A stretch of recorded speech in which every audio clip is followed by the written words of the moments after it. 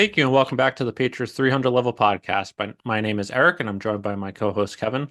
Welcome back for our 73rd episode this week after another little hiatus, where we'll be breaking down and recapping Tom Brady's Hall of Fame induction last night, the Patriots draft. Even though it has been a little bit, this is our first time back since the draft, so we're gonna just do a brief recap of what our thoughts were, what our takeaways are, and then some expectations of the upcoming season, training camp, and mini camp. Make sure to follow us on Instagram and Twitter at Pat's 300 Level Pod for up to the minute updates and commentary on news of the day, as well as at our website at pats300levelpod.com. So it's been a little bit, Kevin. I know I've been on fellow podcast a couple weeks ago, Foxborough Fellas. So this is the first time you and I are both on together since the draft, and then first time we're back on our official podcast. So I think just to start, we'll start with the Brady night first, just since that was last night. I wasn't able to go since I'm on the West Coast right now. I wasn't able to get a flight back, but you went last night. What was your thoughts being in the stadium last night, being there in person, just the overall takeaway from it? I think it was a great night, and I guess there's a couple things. I think one, I think especially the end of it, really kind of capped off the night. It was perfect weather, perfect temperature, sunny, wasn't too hot, wasn't raining or anything like that, wasn't cold. Um, and I thought it was a really good night, especially the end. I would say. I think a little bit towards the middle, it got a little dull, a little dry. Um, Part of it is I think that they were trying to draw it out so that way you can justify having people spend money spending 2.5 hours there, and you can't just say like, oh, we're gonna do this big event and like do all the good stuff and it'll be done like in an hour, and you waste like your whole day getting there and getting everything ready and buying all that stuff there just for like an hour. So I get them drawing it out. I would have probably preferred them doing a little bit more of like the musical acts, rather than some of the kind of teammate discussions, because some of that got redundant, I feel like. Yeah. And there are some people speaking that I thought like no one really wanted to really cared about hearing from. But yeah, I think it was a really good night. And again, my two favorite parts of the night were Bill and Tom, and that's probably no surprise for anyone. But going into this, we were saying how we thought that Bill was going to get a huge reaction going into it, just because fans aren't stupid. They know kind of what he was for his organization, what he did, and kind of that he was getting run through the mud by Robert. I think maybe we might talk about that more towards the end of the podcast.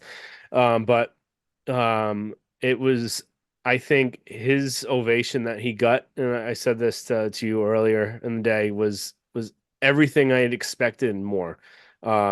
To be it, I watched it afterwards to see kind of how what it looked like on TV. Could you really tell how it was there?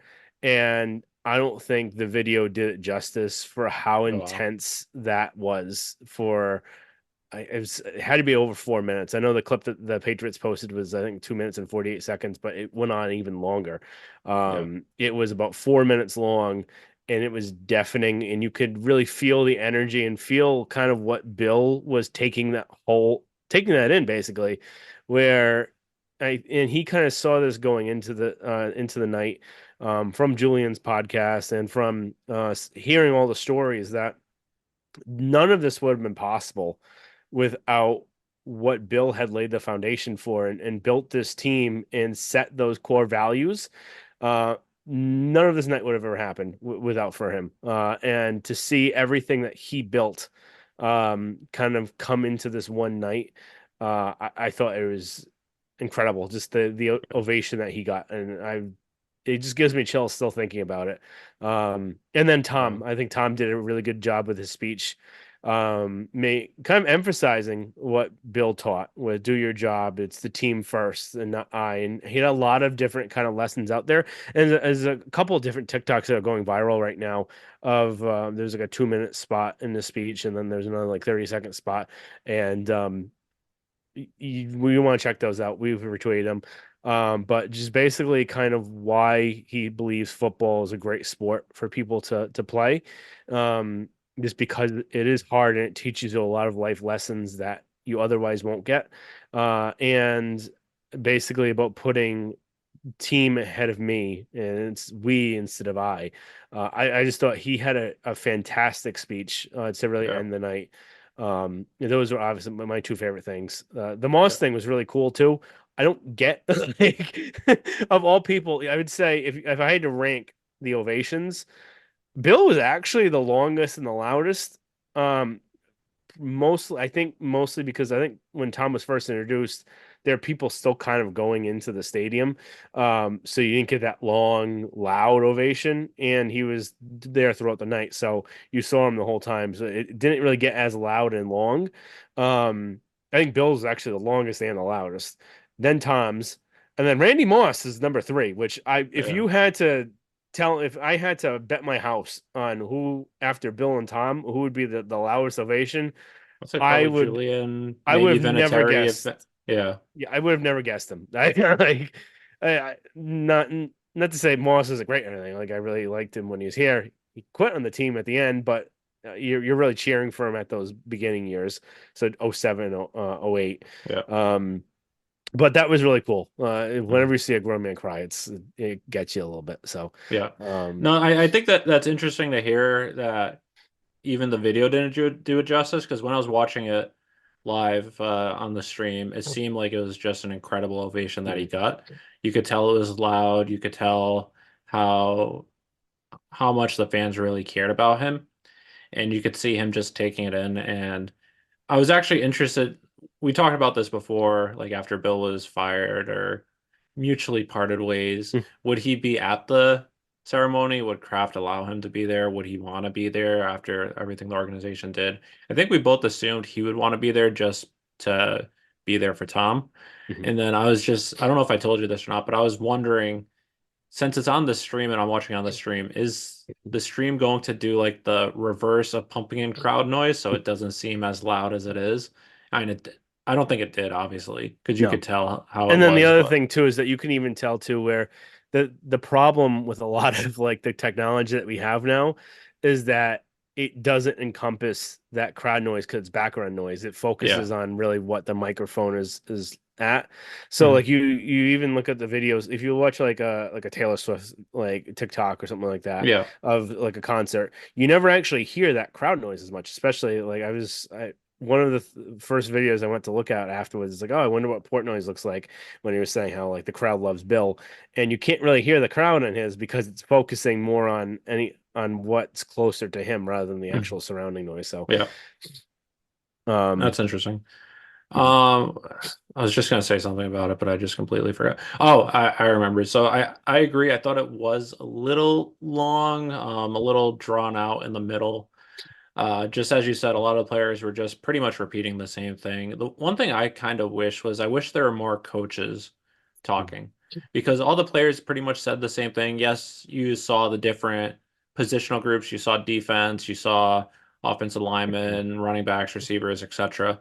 But the only coaches that really talked was McDaniels for less than a minute and then mhm, Bill's speech. But it would have been nice to hear from Charlie Weiss, who mhm, was there from the beginning, mhm, maybe Bill O'Brien or Ernie probably want to do a speech, but just mhm, like some of those coaches that were in the room with him saw all the preparation he was doing, all the film study behind the scenes. The players saw it in practice, but the coaches saw it in the classroom. mhm. Yeah, I think I was actually kind of hoping that we would see Ernie because just and again I think we haven't been on since the Ernie pod dropped Yeah, I don't think we have with with Jules. Jules. But it's if you haven't listened, you have to give it a listen. It's probably one of my Oh, favorite it's podcasts incredible. I've ever listened to. Much better than Yeah. ours. Honestly, the guests that Jules has been getting Mhm, lately, the past maybe five, six episodes, just as a Patriot fan, I think especially since Bill is gone, it just hits closer to home and makes mhm, you value it more because we'll talk about this later. We talked about it a little bit before, but the do your job mantra is starting to go out the door with all the changes that they're doing. So like hearing people that were in it from the beginning, where the Ty Law episode, Matt Light, Drew Bledsoe, even though the Matt Light and Drew Bledsoe didn't really focus too much on that, but like the Ty Law one did, the Ernie Adams one was incredible, mhm, Matt Slater. So all of those have just been, if you're a Patriots fan, if you Hmm. haven't listened to it yet, you must listen Yeah. to it. Yeah. Like so I was hoping here, like we heard a lot of stories on the Jules episode, but I'm sure he's got even more stories. So I thought that Ernie would have been a really good guy to listen to, Yeah, and he'd be giving you a different perspective. Like one thing too with Bill, where I don't think he's said in the past because I remember him saying it, but no one ever really talks about it, and he mentioned that no one really. One of the greatest things about Tom is that he doesn't put you in a bad play, yeah, and just explaining that more in depth about what that really meant and how that impacted the team is just yeah, something that was I think so much better because it was just something different that we were getting from Bill versus what like everyone was saying yeah. um And in the that's a good player point, the and that's aspect. something that a lot of fans don't really think about. And I honestly, the past couple of years, haven't really thought about it much either. But with someone that's that cerebral, that studies so much, he changes the play at the line of scrimmage so often, either protection, audibles, things like that, just based on knowing what the defense is showing ahead of them to prevent those instances. I still remember Sammy Morris when he was one of the years he was running back. He didn't have a negative rush all year. He wasn't a Pro Bowl running back at all, but that's just because the offense, in part due to just the offensive play calling, but also Brady at the line changing the play, put them in a position where he never ran negatively. Hmm. Always at least got to the line of scrimmage or more. And that's just a small instance that I think Bill is trying to hone in on that eliminating mistakes before a play even happens, even if it's a mistake by a coach or not even a mistake, but Hmm. just a wrong play compared to a defense that's being lined up against once Hmm. you're actually out of the huddle is just, I think that's probably the most underrated part of Tom Brady. Yep. um yeah, other than that, I think we kind of hit on a lot of it about what was said that last night. I think it was just a fantastic night. I can't wait for eventually I'm assuming they're going to do something similar for Bill. I can only Well, I don't imagine. know. I honestly don't know. I I hope think so. I think they're going to do it as much as, and we The haven't been the on reason since the reason that. why I say I don't know is I don't know if Bill would want that. I think he would do it if asked. So that's like one thing with Bill. If he's asked to do something, he usually will do something. Yeah. Um, like even he went out there because he knows what his legacy means, and he's a big like kind of NFL historian. Um, for him just going out there and doing that press conference with Robert, knowing that it wasn't a mutual decision, and maybe at some point it was where he was like, I can't work for this guy anymore. Yeah.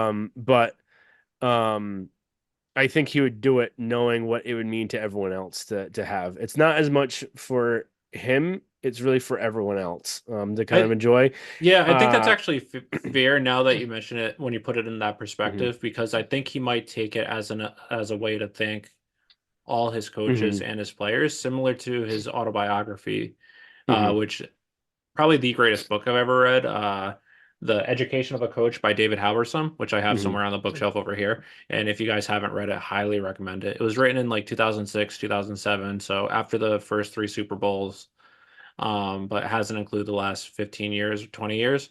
But it's still, from reading it, that you see pretty much into the mind of Bill.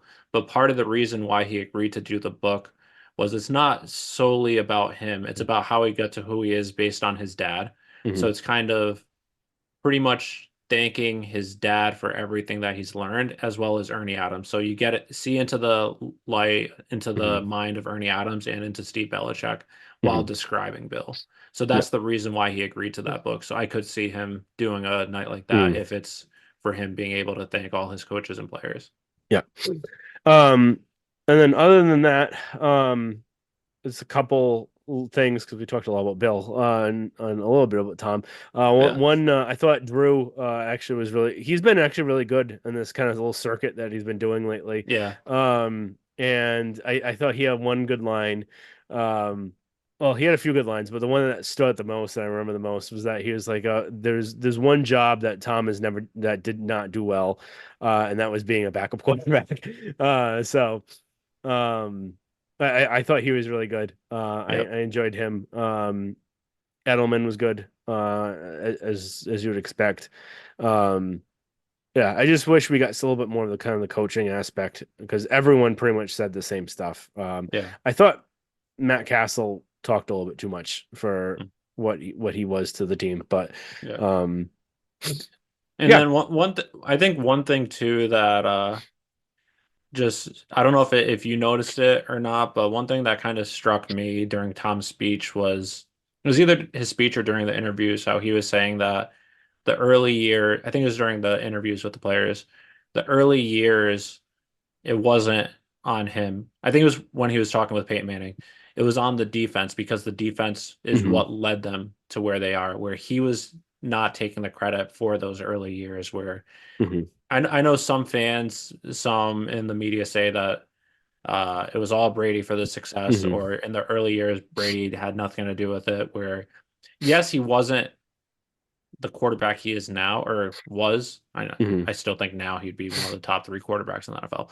But besides the point, he wasn't the best quarterback in the league, but in clutch situations, he's the reason why they won all those Super Bowls. Him in the snow against Oakland, him in the Super Bowl versus the Rams, him with the comebacks versus Carolina.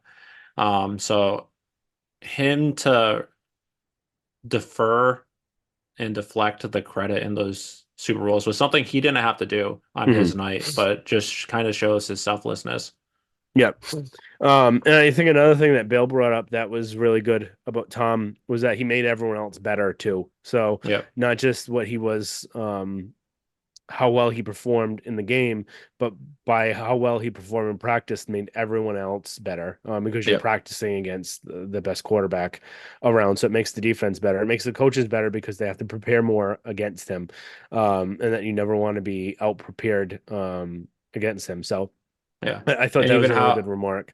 even how like Bill was saying, there were times where in training camp he would talk with the coaches wondering, is their defense really bad because they would just be getting shredded Hmm. all practice and wondering, are we actually not as good as we thought we were going to be? But it's just because they're going up against the greatest of all Yeah. time.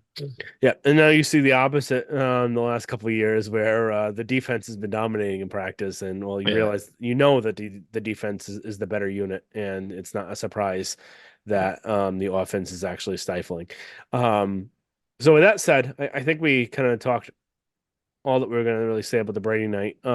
J just one random question. Did it Yeah. seem like people were, since the game or since the ceremony was essentially going on the same time as the Celtics, as someone that was streaming it, it was nice because I could listen and watch it while Mhm. having the Celtics in the background until it ended. Did it seem like a lot of people were leaving early? Again, it might not have been because of the Celtics, but it might have also been people like Portnoy where you saw the beginning part, you saw the entrance, but then they left before Bill or Brady because they wanted to see the Celtics. No, if anything, it was like more the most packed it was like starting from 8 o'clock throughout till the end. Okay. And there wasn't really there was a couple like murmurs here and there, like, oh, Celtics are up, but it wasn't really it didn't seem like many people were disengaged from it. I think towards the middle, people were like zoning off, like Yeah. because it was getting a little boring. But Hmm. I think everyone was especially honed in Probably with also helped the too that the Celtics were up two to nothing. So if they did lose this game, A, it yeah. wasn't clinching game, but they still were in control of the series. But Yeah. just wanted to know. Yeah, no, I think everyone was kind of really laser focused on it.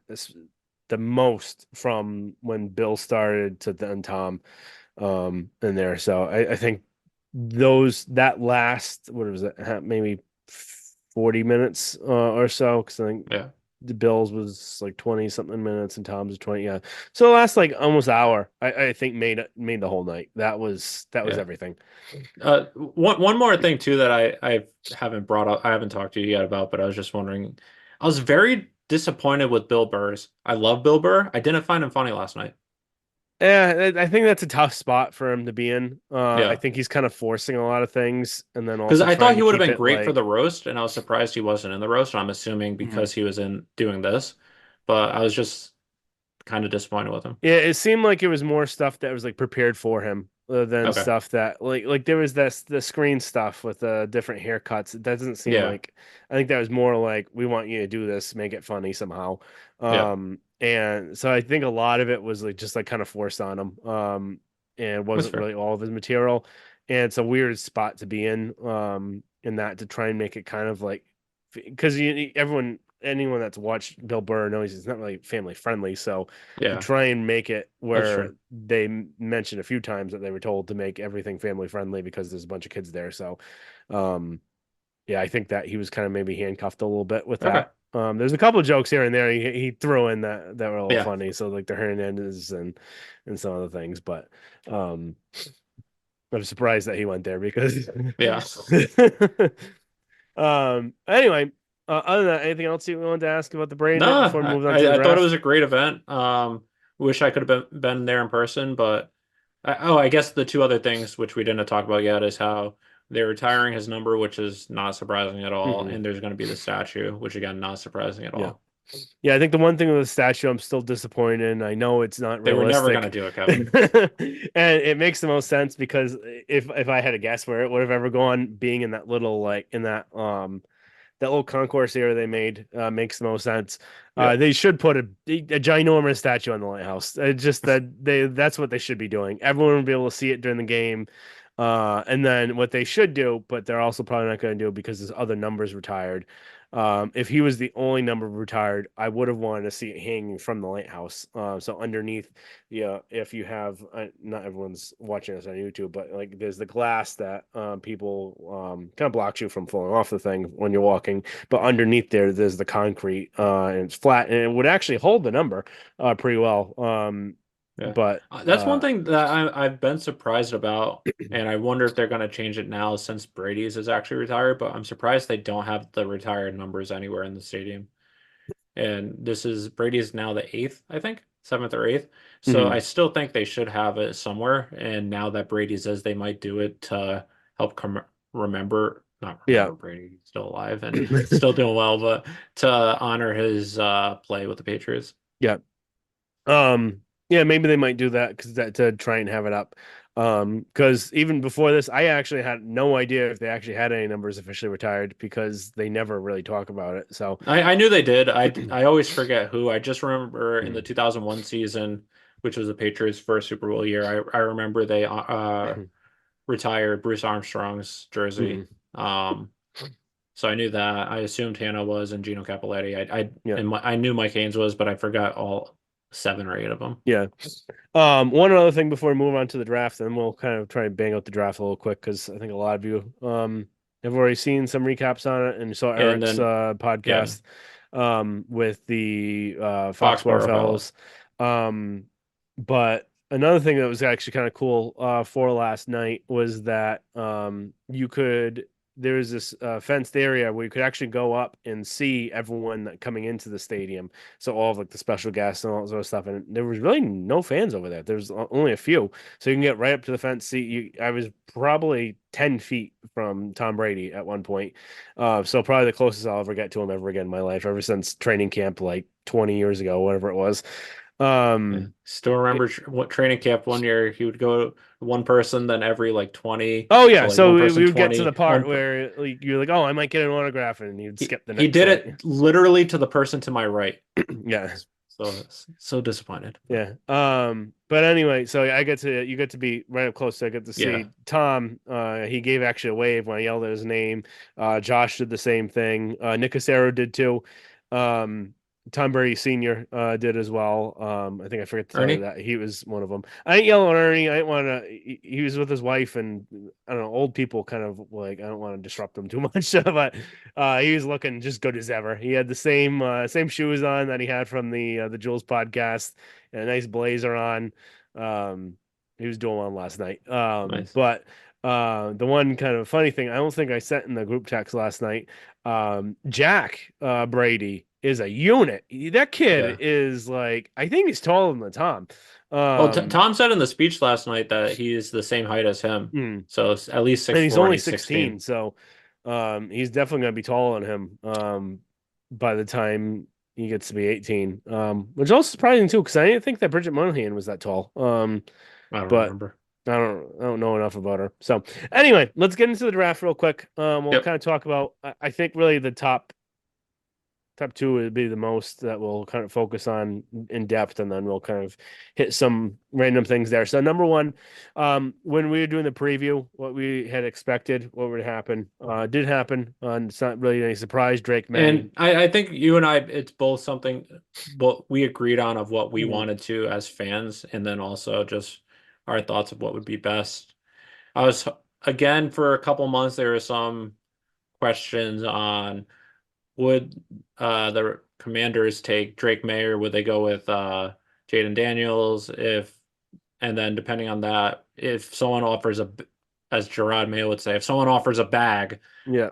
would the Patriots take it? And then, according to the trade reports, none of them were anywhere close Hmm. to something that would make the Patriots interested. So I'm glad they went with Drake May. I think he's the best option and the best chance for the Patriots to move forward and have success in the near future. I still think I know he's been having there's been great reports of him out of training camp. I still think he needs to sit this first year or Hmm. majority of the year. If it's the last 2 to 4 games, then okay, maybe get his feet wet. But before that, I don't want to see him on the field. Even if I will get to it in a little bit. What are your thoughts? Yeah, no, I agree. As much as there is wrong with Drake May, so his footwork, his mechanics, his ability to read the defense, so all fundamental things that you need to do well to succeed in the NFL. He's got those raw skills that you can't teach. So he's got Yeah, height, he's got size, he's got the arm strength, and I would I would have to think, I don't know too much about his mental kind of fortitude, but he played behind a bad offensive line at UNC last year, and really had no one to throw to either until halfway through the year. yeah. Um, and handled it fine. He didn't crumble like a cookie like Mac. Mac Jones. So I think that's just another thing that we have to kind of keep in mind when evaluating quarterbacks is that have they been through adversity? And there's actually a bunch of quarterbacks this year that have. So you could say Jaden Daniels has. You could say that Drake May Penix. has, and Penix coming back from two blown out knees, two blown out shoulders, Even Bo and Nix too. mhm, His situation out at Auburn, then going to Oregon. yeah. So and then you have the other two, Caleb Williams and JJ McCarthy, who haven't really faced as much adversity. You could maybe say Caleb that he had no defense, he had to do it all on his own, but then he had those events where he kind of cried on the sideline. So, and then JJ really had to do nothing at Michigan, and what that's going to look like.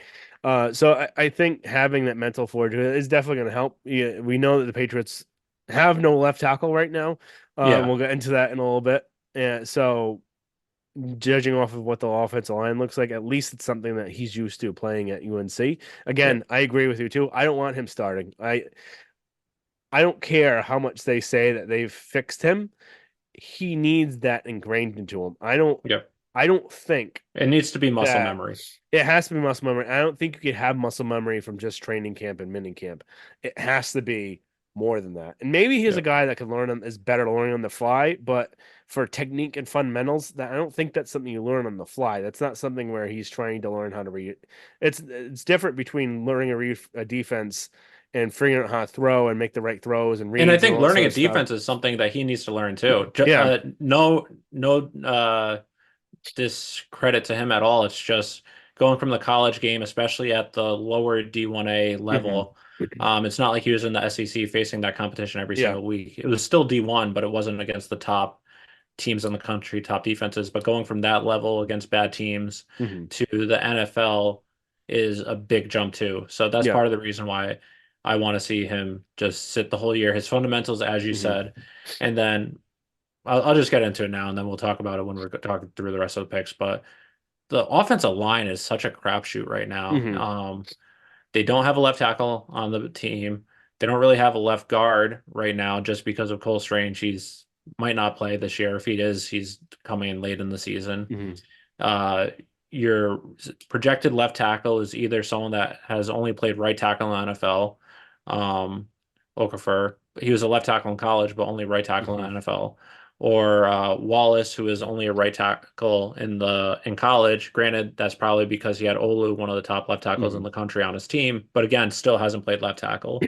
And then for guards, you have I'm blanking on his name, the guy from Tampa Bay, who's like a spot starter, Hmm. or you have Robinson, who's a right guard, or you have City Sao, who was, I believe he was left guard in college, but he was great this past year. But again, right guard for the Patriots. So Hmm. there's a lot of mismatching pieces that you're trying to work through on the offensive line.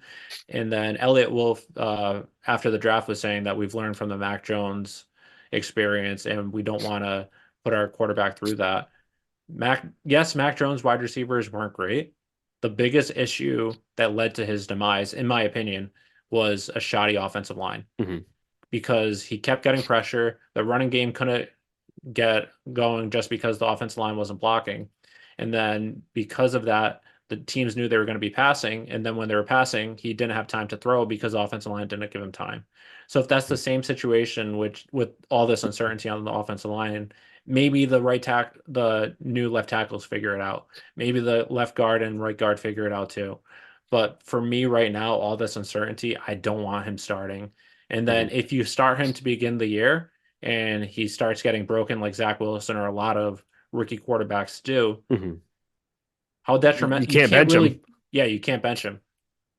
So And that was something too that Bill had mentioned on the McAfee show. And I don't know if he mentioned this on the Fox Bill, I can't remember. But the one thing about deciding when to start a quarterback, and he mentioned this too, is that you have to know in your gut that he is completely ready because you cannot pull back. And yep. he said that like, you cannot pull back once you put him in there, or else that will do more harm than the rest of the onslaught that they're going to get. So, Hell, look at um, the Jets, yeah, it pretty happens much. with the Jets pretty much all the time. Every quarterback they've had. Yeah. So, And the other thing too is it might be unfair to the coaching staff because all of them are new, mhm, but I don't have faith in them to make that decision that he's ready at this point. We talked about this on a previous episode, and maybe when we get to preseason we'll see, but it's also different in practice going up against defenses than in game situations. In mhm, practice, the quarterback knows he's not going to get hit. So he might actually still have good fundamental when he's facing pressure. In a game situation where he has the potential to get sacked or blindside hit, mhm, that's when he's going to go back to what that muscle memory is. Where mhm. if it's not ingrained in him to have that good fundamentals, he's going back to what Mac Jones was doing last year. So that's the other thing too, where Drake May, much more talented than Jacoby Brissett. No offense to Jacoby Brissett. So in drills and practices, he's going to be making throws that Jacoby Brissett cannot. Mhm. So if the coaches think he's ready from those practices and not actual game situations, that's where they're going to get into false hope, thinking he's ready, but he's not. Yep. And then, Essentially, what happened to Justin Fields his rookie year, where Andy Dalton isn't great, but again, Justin Fields was so talented that he stood out in practices, but he mhm, just wasn't ready. mhm. And that's what I'm worried about with everyone kind of reporting how well Drake May looks is that I Yeah. think it's going to give a false sense of security. And like you said, I don't trust the coaching staff from what we know about them already. I actually kind of trust Van Pelt. Yeah. I feel like he brings that kind of sense of kind of seniority and that he's been around the block, and he Yeah. seems like of all the kind of new coaches around, I actually have probably more faith in him than some of the other ones. I do Um, too. And when we talked about the coaching staff, he's the one that I actually liked his hire, and I do mhm, trust him. The thing is, as Elliot Wolf said on one of the NFL network shows, that it's going to be a collaborative process deciding who the quarterback is. You guys know our thoughts on Jerod Mayo. We're not high on him, but this should 100% be Jerod Mayo's decision. mhm, Yes, you should be getting input from coaches and maybe a little bit from front office, but it should be coach's decision. It should be his decision. mhm, That's why if it was entirely Van Pelt's decision, I would be a little more comfortable with this whole collaborative process and then potentially a meddling owner. mhm. I don't have faith they're going to be making the right decision. Yep, and I agree too. I think that Kraft is going to get in the air where he says that he's metal and all this other stuff, but he nudges, and people know what their owner actually wants. So And a he lot may of the say, reports coming out too are saying, contrary to what Kraft says publicly, a lot of yeah. reports from insiders are saying that the ownership group is having some input or decisions Hmm. on impact on decisions. Yeah. So based off of that, and I don't think that Jerod Mayo has a backbone to stand up to him. He's basically, I feel like a puppet kind of coach right now. Um, I am afraid that they're gonna start May and it could ruin him. And Yeah. again, it could. Maybe he still might be fine. But Yeah. looking at him in college, he makes the same mistakes that Mac Jones makes. He got away with it because he was facing lesser talent on defense and because he's got a better arm. So there's just some throws that he can make off balance and throw off his back foot and still complete it, and doesn't look like that Indianapolis game in London in Germany where it falls like 10 yards too short and right in the hands of a Yeah. receiver. He's not going to make that throw just because his arm is better. Yeah. But he's going to be throwing up there still. And you look at Josh Allen, you look at all the mistakes that he makes. Um, that's just because he breaks down and has issues, and he's gotten Yeah. better over the years, but he still fundamentally sometimes has those mistakes. Um, and we want to limit those. So Yeah. yeah, And we'll then say. another thing too, he could be like CJ Stroud, who started out of the gate and had a great season. Mhm, Big difference between the Patriots and CJ Stroud is CJ Stroud had a potential Hall of Fame left tackle. He mhm, has an excellent offensive line. He has great wide receivers. mhm, As we just said, Patriots left tackle is such a question mark. Offensive line is such a question mark.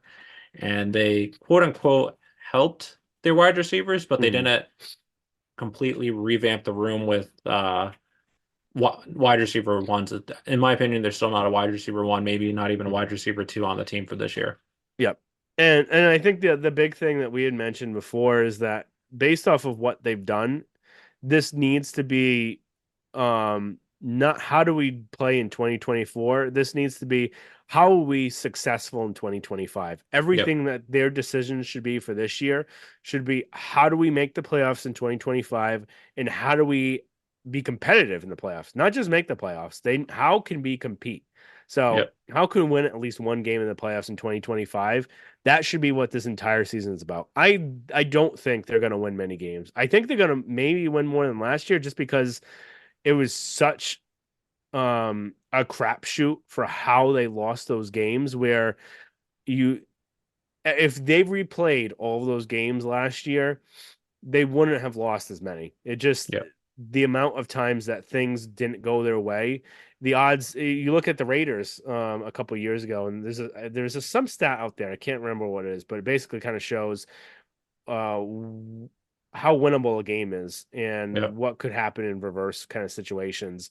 And the Raiders a couple of years ago, they won all those close games. They made the playoffs, And and then they just did the they lost a next playoff year. game that was close. And Yeah, then the next year they sucked. and then the next year, they didn't win those games. They didn't make that one play that they needed to do. And this just happens. So, Yeah. I think obviously they're gonna win more. They have a better I don't know quarterback play. about obviously. They have a really tough They schedule. have a really tough schedule, but they finished so poorly last year. Yeah. It's very hard to lose that many games. Yeah. Um, No, I agree. And I mentioned this before. I'll just briefly talk about this because and then we'll move on to the next one. But I think that they can definitely win more games, maybe 6 to 7. mhm, But I think they're also going to get blown out in more games where, mhm, or they're not going to be as close where they lost what 13 games last year, mhm, but they were within one score with 5 minutes to go in 15 of those 17 games. mhm. I don't think that's going to be the case this year. But as you said, if you're building for 2025, it might actually be beneficial if you win 5 to 7 games, you end up with a top 10 pick, go into next offseason with 150 million in Mhm. cap space and a high pick, and then that's when you go all in. Yep. All right. So we talked a little about May. Next one, Jalen Polk. I don't think this was any sort of flashy pick. I think this is the Yeah. safe um, Toyota Camry or Toyota Corolla kind of pick out of there where you know what you're getting. You Yep. have a very high floor, but maybe lowish ceiling kind of Yep. player, I agree. where you know you're going to get a dependable wide receiver. I think the best comp out there, I think, is really Jacoby Myers. comp where you get a Yep. dependable wide receiver. He's not fast. He catches the ball. He knows where he needs to be, and you need those guys. Do you need those guys as a round 2 pick? Yeah. I don't know about that, but I think it depends on their who's later pick. available where they were picking. Yeah, and there were reports that they were heavily trying to get the receiver that Kansas City ended up trading up with the Bills to get, and the Bills Yeah, just where wouldn't there trade yeah, with the there were reports Patriots. they were trying to get Worthy. There were reports they were trying to get Xavier Legette, who I really Hmm. wanted, Yeah, partially just because I his wanted him accent just is because awesome. Bill But wanted him yeah. drastically. Yeah, like Bill was very high in Leggett. Um, And they also want reports that they also want Coleman from mhm, FSU. which I did not want. I did Yeah, I not didn't want either. anything to do with him. I wanted either Leggett or I wanted the guy that Kansas City ended up getting, the fastest guy in the draft. Where I Yeah, know we got burnt with that the last time, but if Kansas City's looking for a guy, I'm gonna try and get whoever they're getting. So, yeah, yeah. Like you said, I think he's can be a solid number mhm, two wide receiver. I don't know if he'll ever be a number one, but we'll see. I mean, they definitely need a wide receiver too because right now they don't have it. The mhm, only concern is he was wide receiver two in college, and now he's drafted to potentially be wide receiver one on an NFL team. mhm, So if he's facing better defenses, more double teams potentially, it depends on if mhm, you think Kendrick Bourne is going to face number one coverage or Pop Douglas, mhm, etc. But being that drafted that high, almost a first round pick, you're essentially drafted to be a wide receiver one. So how will that mhm. affect his production? Yeah. All right. Now going on Caden Wallace, we talked a little bit. Pretty good right tackle. Yeah, Never big guy. played, never played left tackle. Yeah, Supposedly practiced left tackle and practiced all the time, according to the coaching staff at Penn State. But they're really hoping that they can get one of these guys that hasn't played left tackle in the NFL to play left tackle. And yeah, it's a pretty big gamble. And yeah, maybe that they think that maybe Calvin Anderson's a dark horse that because he had all those issues last year. But some of the reports out there are he came into camp very lean, probably because of the heart issue, where I don't know if he could put on enough weight. Calvin Anderson. Yeah, That or almost dying with malaria. yeah. So by the two of them, I don't know if he's gonna be healthy enough this year to Yeah. actually even compete, just from a weight size. Yep. Um, yeah, I know that had more expectations for him last year, but um, again, I like this player. I also kind of feel like they reached for him where there was the run on tackles, and they're like, we need to get one now because there's Yeah. none left. And they're like, well, we'll draft him and hope they could play left tackle. I was hoping for the Hawaiian guy that they were going to trade up for, that they could have Yeah. traded up for, and he was there for the taking, and they didn't. But Yeah. No, I agree, but I think it's still a potentially good pick. We never know with yeah, the picks, but he's a oh yeah. big guy, strong guy. Mhm. So we'll actually see how it pans out. But he has the potential. Yeah. Next pick, Layden Robinson. At first, it was a head scratcher because they drafted all those guards last year. And we're like, Yeah. why do you need another guard? It makes more sense now knowing that Cole Strange is probably out for the year based on how they're talking. It doesn't Yeah. sound like it was a good knee injury. They still haven't said what it was. So Yeah. I don't know what. Like usually an ACL, even towards the end of the year for a lineman, usually they could start by the beginning of the year. So Yeah. he had to have really messed up his knee. I don't know Yeah. It what must he have did either with been it. a really bad injury or just Mhm. complications with surgery. Yeah. So next one, this one excited me more. And he could be the number one wide receiver you're looking Yep. for in the future. With Javon Baker, wide receiver, fourth round pick from UCF. Really flashy. He's that boundary wide receiver that you're looking for. He's fast. He kind of makes all the catches. The biggest thing with him is that some of his Don't off don't fields, don't, yeah, don't talk about Bedard stuff because he's not the bullshit. Bedard stuff, but Yeah, there I were know. other stuff out there ahead Yeah. of time. Not there were some like off-field concerns with him. Yeah. I not to the extent where Bedard's trying to cancel the guy and say that there were some really bad things, just like he said He's there were trying to about do the Christian same thing he did Barmore. with Barmore. And I think as much as I think he's just trying to throw enough at the wall and see what sticks, and eventually Yep. he'll be right. So, um, Yeah, I think he fell a little bit because of that. Yep. There's some concerns with him. Yeah, I my thoughts with Baker is I think he's can either be boom or bust. I think mhm. he can break out and be that number one wide receiver that you're hoping for, but I could also see him just not working out and being Yeah, out of off the team in a year. yeah, probably a year or two. But I did enjoy his the grab your popcorn and I can make people in Yeah. wheelchair stand. Not the most PC thing, but all right. Fifth round pick. They didn't have any result of a trade. I think it was to get this move back into the fourth, I think. I can't remember what it was now. Sixth round, Marcellus Dial, cornerback, South Carolina. He's actually projecting more of a free safety, Yeah. based off of kind of his size and speed. Um, again, they It don't really always helps have. to have depth at the defensive back position. Hmm. We've talked about this after free agency, where the Patriots actually do have some depth, Hmm. but you can never have too much. I mean, they have Alex Austin, who's been played well at the end of last year, Hmm. has been doing well in camp.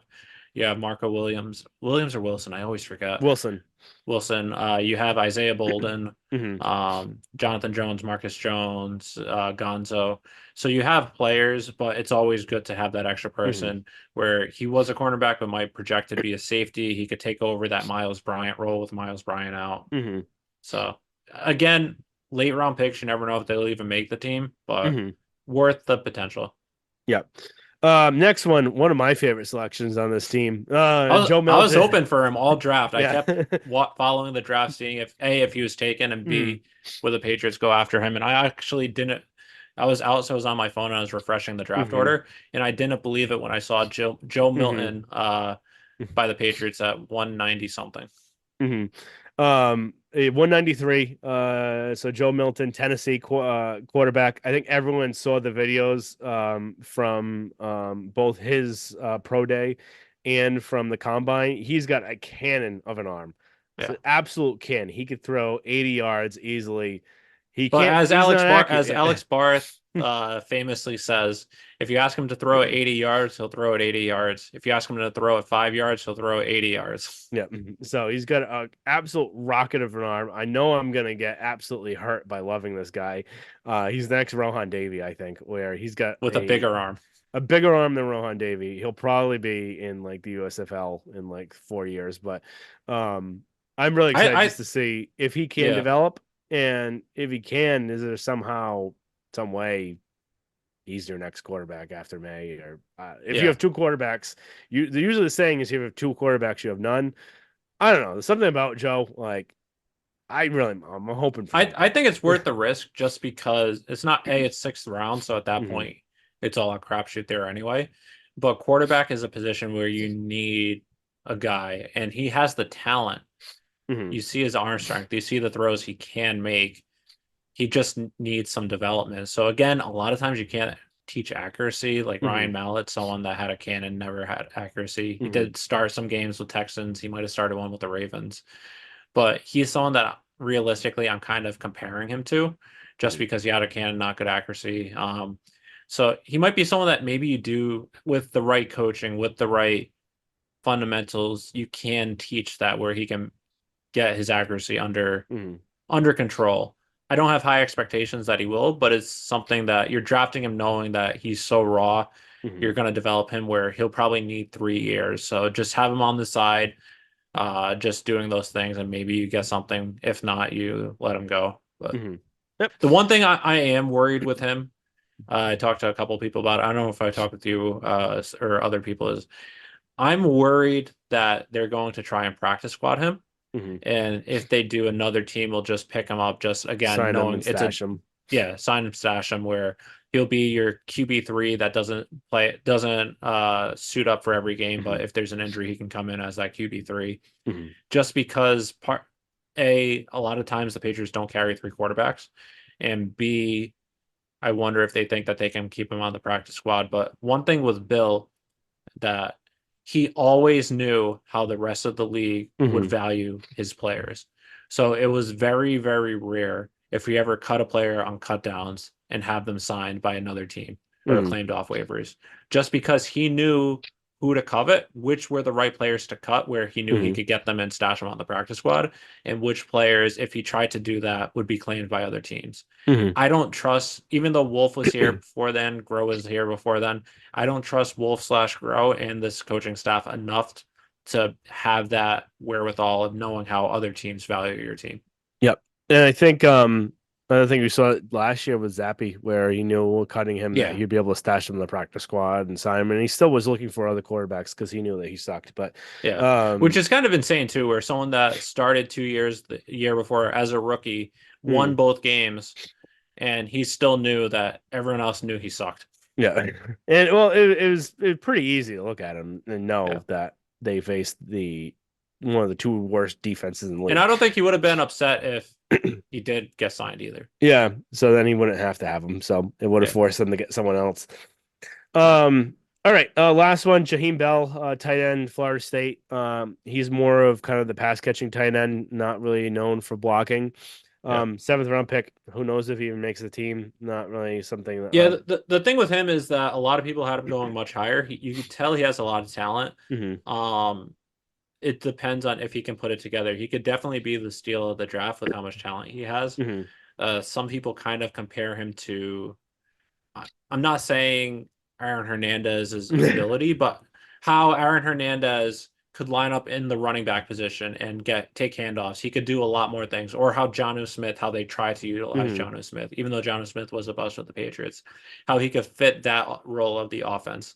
So I know that's what they're hoping to get out of it. We'll see if he can translate that in the next level. But he can, Mhm. if he does, he can add an element to this offense. Yep. All right. So that was all the draft picks. I know this is a pretty long podcast so far, so we'll just briefly kind of talk about our thoughts. We kind of did already, so we won't have to hit on it too long. And then we'll obviously get it right before training camp. We'll probably have another pod on the preview training Yeah. camp. But kind of thoughts already from what we've seen. I think the first one we talked about quarterback play, so we don't really have to hit on that. We talked about team expectations. We don't really have to hit on that. I know we've talked about Jerod, but I just want to kind of there's been some just more stuff over the last month or two, Yeah. where I just don't have faith in him. Like, Yeah. there's so many times that he's had to walk back whatever he said, and Yeah. it's fine one or Or two just as the times. opposite the next time he talks, not even walking back. Yeah, Just and I get it happening maybe once or maybe twice and learning from it. And the big thing that you have to that you care about really any employee, no matter what you work, so whatever your job is do you learn from your mistakes? And I don't think he does. I just don't know what's going on in his head because he's free talking off the top of his head. He's spitballing everything. He hasn't learned that he needs to slow down and think about what he's saying before he actually talks. And should I be saying this is another thing. Like the quarterback situation. Uh, I'm completely fine with him carrying four quarterbacks into camp because that's what's normally done by really every team because you need the arms in camp to have the throws. Number one, number two, it doesn't really matter. Um, but why are you telling people you're going to get down to three quarterbacks to begin with? Like, why? What does that benefit you by telling them that? It seems like he's talking way too much and doesn't know when to actually stop talking. yeah. And Shortly after he was hired as a coach, he said, "We have a lot of money to spend. mhm, We're going to burn some cash." And then mhm, they didn't. They spent yeah, money on their own free agents, but they didn't burn some cash. They didn't bring in new talent like he mhm. said they were going to do. There is just had I was just going to say something. And I'm blanking of something else that he said that they're going to do, and I just can't remember. But But you anyway, can, there's been a lot of yeah. scenarios where that's happened, and it just doesn't seem the amount it's happening. It and just the way he's talking about everything. Oh, the Uh, one of the other ones was he was saying that uh maybe we'll trade the pick if we get a bag. And he was the one that said that specifically. If you get a bag, that's the way to build this offense or mhm, build your team is stockpile those picks. mhm, And then after the draft, he was saying, well, we did something that Bill would never want to do is we wanted to take the best player available. It doesn't do us any value if we don't take the best player available, if we mhm, just stash some picks, even though Gerard was saying before a month before mhm. that that's how you build a championship team. Yeah. And like, how fucking dare you say that that's Bill would not have done this? We're completely different from Bill. You have no fucking clue what Bill would have done. Odds are he probably would have traded the pick and But probably that drafted JJ McCarthy. But that would have been for a different reason, not to mhm, just stockpile picks. It's because yeah. that's who he viewed as that the best Hmm. player available and who he would have taken at that Yeah. spot. And since he knows someone else would be people covet Hmm. players differently, he could trade back and still take that same player. So Yeah. that's what he's doing. It's not to just stockpile picks to trade Hmm. back for the sake of trading back. Yeah. It's because he knows who he wants and he's trading back and getting assets while still getting who he wants. Essentially what Hmm. Danny Ainge did with the Celtics. Hmm. Danny Ainge knew Jason Tatum was the best player in the draft. He was going to pick him number one. He Hmm. knew Philadelphia wanted Ben Simmons. He knew that the Lakers wanted Lonzo Ball. He Hmm. traded back to three, knowing he could still take that same player. It wasn't trading back to stockpile picks. It's Hmm. because he knew who he wanted. Hmm. Yeah, and you think from being there, this is like the other thing where I just don't think he has much going on up there, is that he's been with the team now for so many years as a player and as a coach. And if you just don't know that fundamental thing with Bill is what he's doing, like what did you actually learn from him? And the other thing is that I get you're trying to establish your own culture and you want like it to be your own thing, but kind of wiping away the do your job thing at first. I get that was a Bill thing. You're trying to be different than Bill, but you watch and listen, and to tie back into the Brady night, and then to tie back in to Mike Vrabel's night, day, when he had the Hall of Fame ceremony last year. Um, it's ingrained in this whole team, in this whole philosophy, and what makes this whole team click. And the culture that was established was do your job, your specific job, and then focus on team over me and we, not me. It just, I feel like some of the things he's doing is just for the name of not being Bill. And the whole one of the things where Kraft wants him is that he's claimed that he was trained under the greatest head coach. Well, use it. You can't just throw away everything that Bill did over the last 20 years and say we need to be different. I get you need to be different. You need to be your own guy, and that's why a lot of the coaches have failed. But you need to learn something. You need to use what you've learned. It's not like what you've been through in your time as a player and time as a coach was a complete waste of time. You need to use what you learned. Mike And Vrabel is and Brian Flores are the two perfect examples mhm, of that, where they learned.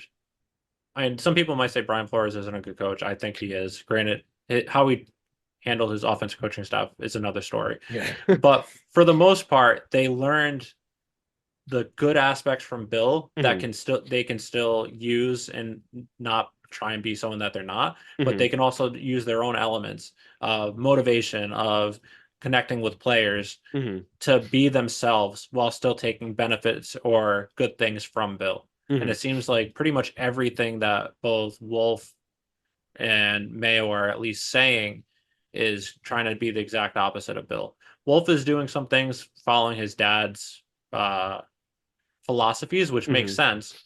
But a lot of those philosophies are similar to the Patriots too, but saying the exact opposite mhm, and stuff. It might just be like you said, they're not thinking when they're talking, and the wording just makes it sound come off bad. mhm, Like when Wolf was saying that the how they changed up their scouting methods.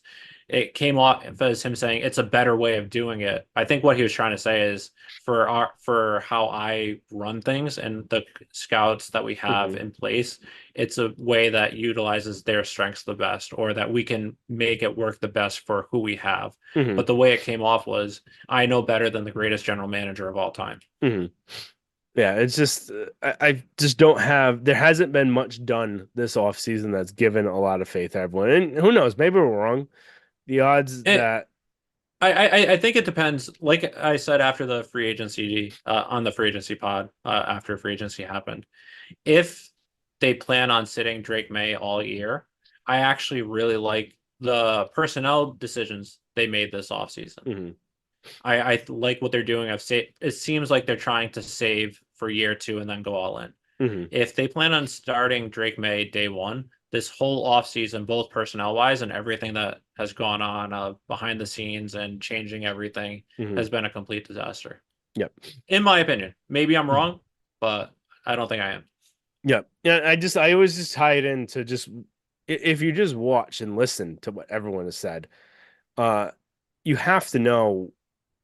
It just baffles me why moving on from Bill is one thing, but moving on Yep. from Bill to Jerod is just the thing that I just still doesn't make any sense. Where I would have been fine if they moved on to him for Vrabel or even one of Yep. those other guys. If you wanted to go completely different and you wanted to go like the was it Ben Johnson or Yeah, the Ben guy from Johnson. Ben Johnson from the Lions, and you want to go completely different, that's one thing. But then to go to Gerard, who you claim is because he learned under Bill and learned everything and went to business school, and worked in the business sector, even though he's basically just one of those guys that says like, "Oh, buy our product." I'm a former NFL player, um, and you're just throwing everything that you learned out from him. Where you have the guy that basically married everything the right way out there, right for you to pick, but the problem with him is And that Vrabel. in Vrabel, but the problem with him for you is that he has too much of a backbone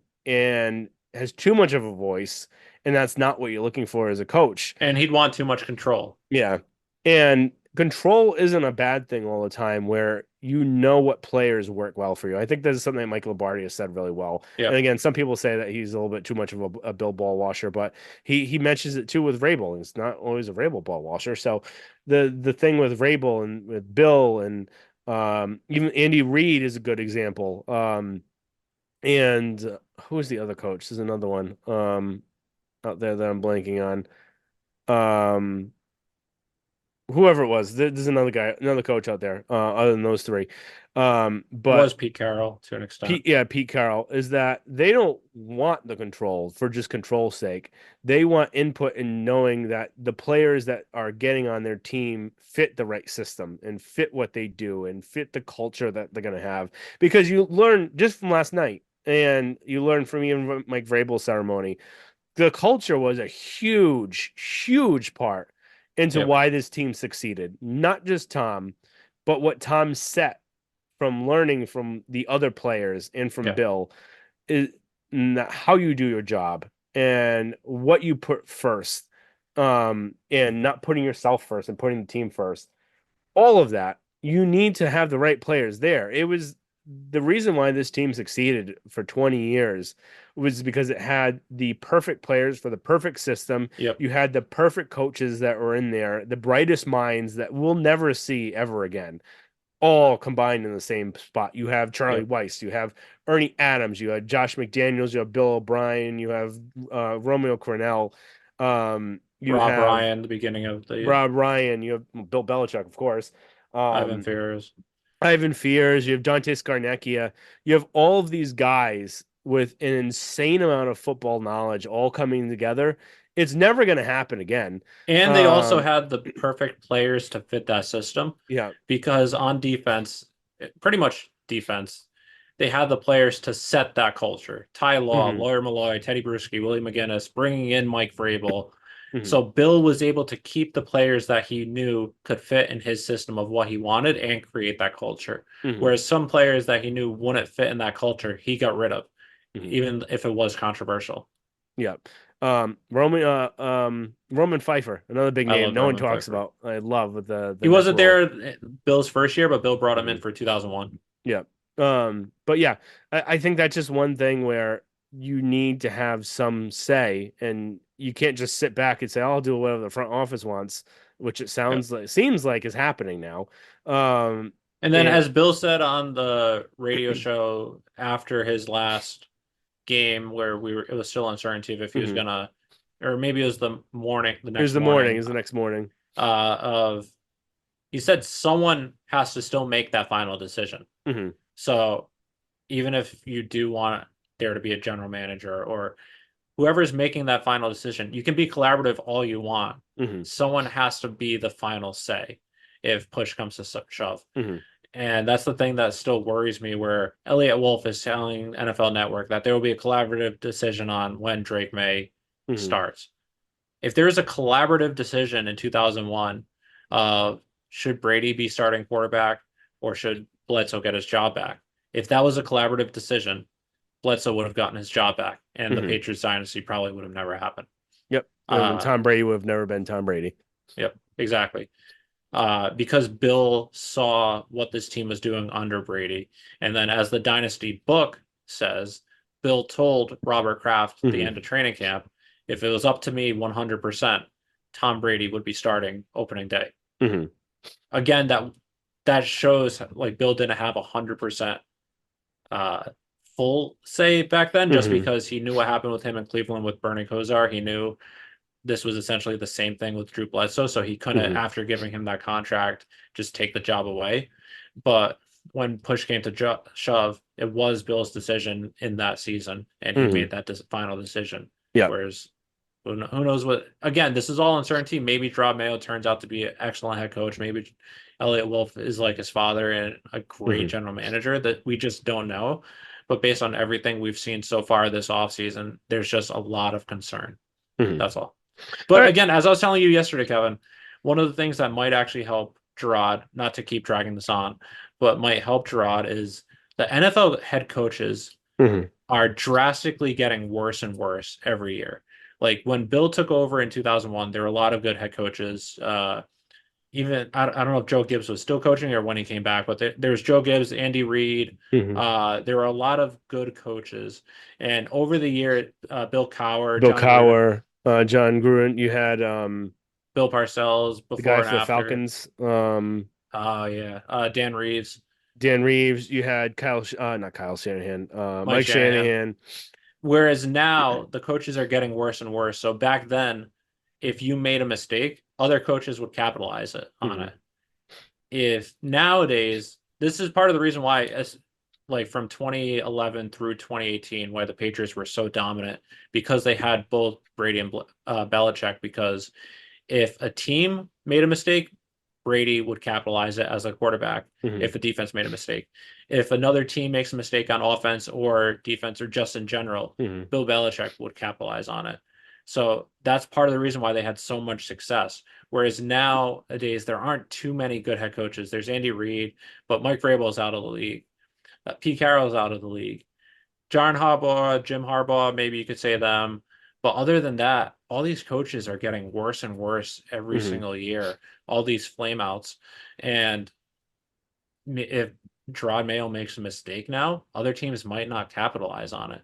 Hmm. So again, we don't know. I think there's definitely going to be growing pains. He still could be a great coach, but again, going from the greatest of all time, who's so prepared, to Jerod Mayo, who's never coached head NFL head coach game before, and then has only coached in the system for 5 years as an assistant coach with two coordinators who's never really called plays other than 1 year. Uh, Van Pelt did in Hmm. emergency relief after his offensive coordinator got fired. But besides the point, expect some growing pains. But with other terrible coaches, maybe they don't capitalize on it, and he looks better than he is. Hmm. Yeah, that's what I hope. And then a lot of the times a quarterback can mask a coach. Yep. It didn't happen in with Los Angeles with the Chargers, where everyone knew Staley was the awful head coach. So Yep. he Herbert couldn't mask how bad Staley was, and but sometimes a quarterback can do that. So we'll see how much he can, or Hell, is Tom he? Brady with both Bruce Arians and Todd Bowles. Yeah, and you could see what he did there. But again, I don't think Drake May is gonna be Tom Brady, but Yeah. we'll see what it is. All right, we talked a long time so far. One real quick thing. Trevor Lawrence contract. It just Five was years, announced. 275 million. Mhm. Average AAV of 55 million a year, which is the highest AAV, tied for the highest AAV in NFL history with Joe Burrow's contract. What are your thoughts on this? Or do you I want don't me to go know. first? I'll go for. I don't know what the hell they're doing because I I get do, but I get them projecting and hoping that he's gonna be the guy for you, but he hasn't shown anything to say he's worth that much money.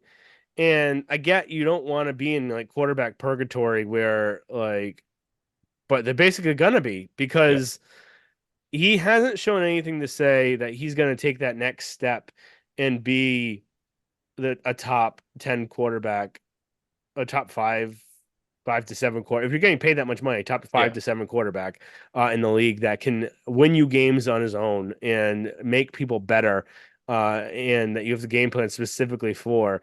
He hasn't shown that. If anything, he's shown he's a middle of the road. kind of quarterback. He makes a lot of mistakes. He throws a lot of interceptions. He hasn't cleaned that up. And that's one of the big things that he needs to. If you actually even just look at his stats, I guess stats are for losers, and it's not something you can fully compare someone. But it's not very different from Mac Jones. It's pretty Like, much if you were to throw them up, comparing them, mhm, other than just number of games, because Mac Jones was benched towards the end and had a couple mhm. injuries. If you were to just look at the stats, you wouldn't be able to tell who was who. Yeah, you wouldn't go saying this guy needs to get 55 million a year, and this guy is going to be a Yeah, backup quarterback for you. for him. For him, yeah. And not to say that Mac Jones is worth 55 million, is not, but This is honestly when I saw that I knew this was going to be happening because, as you said, you don't know what the hell they're doing. I do. It's just what the market goes for. mhm, I mean, the top. If you're A, he was the number one overall pick, mhm, so you're banking on that talent that you saw in college, that production in college, and just the overall talent. But B, you can't be without a quarterback. Um, Look at all the teams around that don't succeed. Hell, even the Patriots the last few years mhm, without a real quarterback, you have no real chance of success. So if you think he's potentially the guy, you have mhm, to go for it.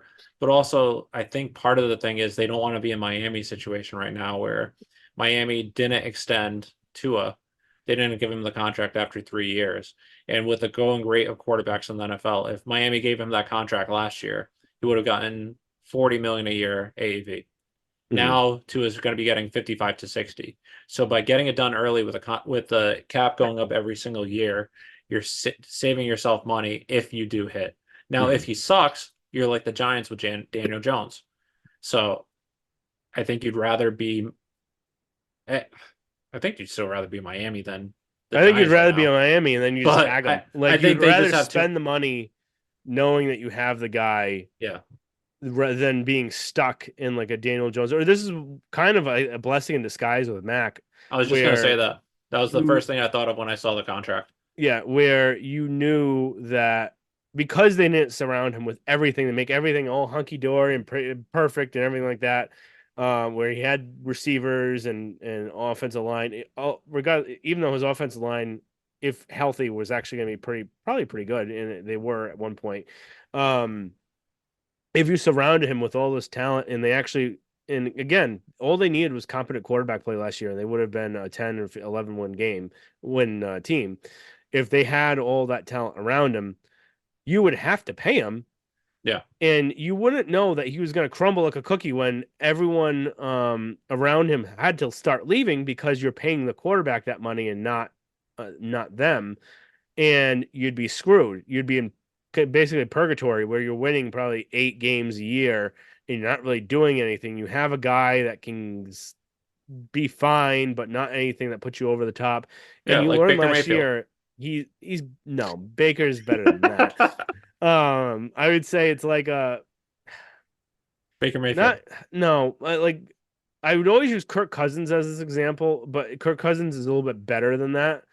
I'd use But Jared Goff, even though Goff had a good year last year. yeah, it's just that vanilla quarterback that's just gonna do enough to keep you in it, but not do Derek enough. Carr back with the Raiders. Derek Carr is a great example. I think that's the best one where he'll do enough to keep you in it somewhat, but he's never gonna put you over the top. Where I think with Baker, you even see with Jared Goff a little bit, not much, but This with past year, he Baker, had a better Goff, year, but yeah, or Geno Smith Jimmy, with the Seahawks. yeah, Geno Smith is a good one, but like Baker, Jimmy, Cousins, and that kind of Jimmy is not a elk. winner. Jimmy sucks. No, Jimmy's a winner. Jimmy is he's just a little hurt. All right. We don't have to But keep you don't have to rehashing this keep every year. rehashing this argument. But you have those ones where they can kind of keep you in it. Maybe that's what Trevor Lawrence is going to be, but it's never going to win you a championship. Or if it does, it's going to be a one random fluke, and then like you're never going to win again. Yeah, um, you'd be better off. You're better off completely blowing up and not having a guy whatsoever than yeah, having that kind of middler. And yeah. it's better off. And that's why we both said you got to draft May no matter what. Pretty much because if you get like the JJ McCarthy and he's just fine, uh, you're really screwed for the Yeah. next not just 4 years, but you're screwed for the next 8 years You're because gonna have to then re-sign him you're just gonna have to like what re-sign Jacksonville him, just did. just how Jacksonville had to do. And they're going to be stuck with him where I don't think he's ever going to be that. There's still probably this year. I know Bill always says year three is when you can judge a quarterback. Yeah. Um, I'll give him year four and see.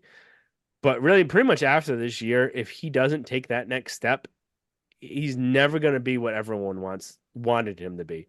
Yeah. And it wouldn't be surprising because the odds of someone fulfilling that kind of destiny is very low. Yeah. And it's not surprising that it wouldn't have hit. Is he worth the money? And it's going to be interesting to see what the Dolphins do. Are they going to? They're gonna have to. Tua is gonna be getting a bigger contract just because Tua had a better year He had a better than Trevor year. Lawrence. He looks better when you look at him. He doesn't So he's make the probably gonna get mistakes. 60 million a year, even with the injury concerns. Yeah, And and again, it like you said, it's I keep going back and forth. Yes, for the Patriots, it's a blessing in disguise that Mac Jones imploded last year and he had that situation because you know he's not the guy and you can get that guy now. But with him imploding, that also meant Bill Belichick's gone. yeah. And the Patriots with Bill Belichick is better than without him. So I don't know what they would have done I because think the better how scenario would have been what Bill wanted to do in the first place was trade Mac after year two, yeah. sign But Baker what Mayfield, and then draft Will Levis. I think that would have been the best scenario of everything. But again, I think it goes to the point of let's say Mac had a fine year where he was average. He was like he was as a rookie, and the Patriots make the playoffs. But Bill knows who Mac Jones is because Bill knows everything, essentially. Bill wouldn't have wanted to give him the contract. yeah, Bill Robert would have Kraft would given have him. wanted to Yeah, give him the contract. If they make the playoffs, they're too high in draft order to trade into the top 12 to get one of those top six quarterbacks. What do they do? Because if it wasn't Mac imploding this year, it would be coming eventually. hmm And this is coming from someone who loved Mac Jones out of college, liked him in his first 2.5 years. But I think it would have been fascinating because Bill wouldn't have wanted to give him the contract. Kraft would have. And then they're not in a position to draft anyone realistically. yeah. It's an interesting kind of scenario, and I think it really puts a lot of teams in a bind now, where I feel like before they weren't as kind of beholden to it, but now. And maybe they'll be fine because the cap keeps going up and up and up, and then you can basically kind of eat it however you Yeah. want. So, like, look at the Daniel Jones situation; it's not impossible to get it out from underneath. Actually, yeah. I was gonna say maybe he would have gone after Russell Wilson, but again, I don't think Kraft would have wanted a quarterback that took him to the playoffs or is his Fifth fifth son, fifth son. yeah. Um, so yeah, for a quarterback of the future, I don't know what they would have done. So it's just something I've thought of, and I don't know. Again, state of the roster, they have a better chance of winning a Super Bowl with just because you have that potential in Drake May versus what you had with Mac Jones, but you don't have that coach that can take advantage of hmm everything. Yeah, We don't think. We'll find out, but we don't think. we'll see. I don't think we're gonna be wrong though, but we'll Yeah. see. And I'll be the first to admit that I'm wrong. I'm hoping I'm wrong. Yeah, I am too. But we'll see. I don't know. One last thing because we've gone long anyway. Might as well just throw it out there. Because it's already been over an hour. So what is the next another couple minutes? There's a question I saw on Twitter from someone that I thought was a really good one. I wanted to ask on the pod and get your perspective. Was how many Super Bowls would have Peyton Manning won if he was with the Patriots rather than the Colts and he was here instead of Tom? I saw that and I started thinking of that a couple of weeks ago. And you have to think of the rosters that you had in place. And I'm basing this off of who they were playing, where they were playing, and hmm all of that, taking those into account. In 2001, I don't think they win because I don't see him winning that snowball game hmm because he doesn't do well in bad weather. Granted, you could say if he played in bad weather, played with the Patriots all those years, maybe he would have been better. And But you I could have also to say go. maybe they would have won more than 11 games and had home field advantage. Oh, Yeah, they had home field. Never mind. That doesn't that matter. It was was a in the home snow. game. Yeah, there's a home game. That So I don't was think they win 2001, the Snow Bowl. And if somehow they did, I don't see him having that comeback against or that last drive against the Rams. mhm. So I don't think they win in 2001. 2003, I don't think they win because I don't see him doing well in that Tennessee Cold game. And I Hmm. don't see him doing well against the Colts in that bad weather, assuming the Colts have a quarterback comparable to Peyton Manning Hmm. caliber. Granted, the Patriots won 24-3, so they still probably would have beaten the Colts, but maybe Peyton Manning throws those 3, 4 interceptions there too. Yeah. So I don't think they win 2003. 2004, they probably do. You could argue Manning going into hostile Pittsburgh, maybe they don't win, but they won so convincingly that I think they Hmm. win 2004. 2005, they weren't good enough. 2006, I don't know if they beat the Chargers at home. The Chargers were the 1 seed. If Hmm. they do, they probably win in 2006. So they did. I say they win in 04, 50-50, they win in 06, or maybe less because they probably don't win on the road against the Chargers. But if they do, they beat the Colts, they beat the Bears. 2007, I hate to say it, but they probably win. Hmm. Because Brady plays that game 10 times, he wins 9.5. Manning does 10 times, he wins 9.5. So I say 07. 08, I'm assuming he goes down with injury, same with Tom. 09 weren't good enough. 2010, same thing with the Jets. I don't think they would have beaten them, even though they were the better team. 2011, the defense was so bad. I don't know if Manning would have been able to overthrow everything. So I say two, maybe three, Yeah, but probably I'm two. yeah, not going through all that detail. I would say 2 to 3. I don't think he wins really any. He won two normally. I would say I don't think it'd And be. but the last one he won normally is just he was horrendous, Yeah. but he just had an insane historic Mm. defensive performance. And then the first one was pretty much he was going against a horrendous Bears team, and then the Patriots defense just crapped the bed the second half Hmm. because they were pumping in crowd noise, which Yeah. was part of it. So But I would say 2 to 3. I'll go three. He won two normally. Actually say 3 to 4, because I'm gonna put that on Bill to find a way to get out of him that he could. The one just thing with Peyton, it's just we don't know how he would have been if he played in cold weather the whole time and snow. And just his arm strength was never that great where he would be able to drive the ball through the weather. And who knows, maybe by having to play in bad weather, it would have gotten better. But that's just the tricky thing where I know both of us think the world of Bill, but I don't know how much he could have done with someone that can't throw in the weather. Like that's the yeah, hard part. Like that's what I'm debating. Like is how much could that's why Bill I do went with through every him? scenario specifically to say why I got to it because I don't think they win those bad weather games because I Yeah, haven't seen it from him, even though part of it might just be he didn't practice in it, not used to yeah. it. So I'm gonna go with that. Bill would have somehow found a way to get him through it. And say 3 to 4. And again, Tom puts them over the edge more just because he's the better quarterback and has has it better. And lasted longer too. So that's the other thing. All right, that's it. So that's a really long pod. I don't know if we'll have another one until before training camp. There's not really much to go over. If there's anything that comes up, we'll definitely talk about it. But we'll probably have a podcast that comes up before training camp to kind of preview training camp, and then we'll go throughout probably weekly at that point or bi-weekly until preseason hits. And then when Yeah. preseason goes, we'll do weekly, and then it'll And we be have some on the ideas for regular. some guests to possibly come on, so we're trying to work through that. So just keep following us on Twitter. We'll keep posting on Twitter as we usually do, and then be on the lookout for some episodes we'll be posting when we're planning on doing them. So uh, again, nothing in the next couple weeks, but we will be once the training camp preseason gets underway. We'll be posting regularly each week. We won't be having another 2 month hiatus after 2 month Yeah. hiatus. And then I'll be kind of boots on the ground for some of the training camp practices. Excited to kind of go back there and see practice firsthand and see how they look. I know I mentioned this before. I'm gonna give Joe Milton the kiss of death, like I gave to Taekwon Thornton, which I knew I was doing. Where our dad before said about about Bethel Johnson when I was at training camp when I was younger. It's like, oh, look at this guy, he's really fast. You want to watch out for him. I said it to my daughter about Tyquan Thornton when watching him in preseason, knowing that I was going to just jinx him. And I'm going to do the same thing with Joe Milton. I'm going to say, look how far he can throw. My dad did the same thing with Rohan Davey, saying the guy's got a cannon, and I'm going to do the exact same thing with Joel Milton. He's going to turn out to probably be a USFL quarterback in 2 years.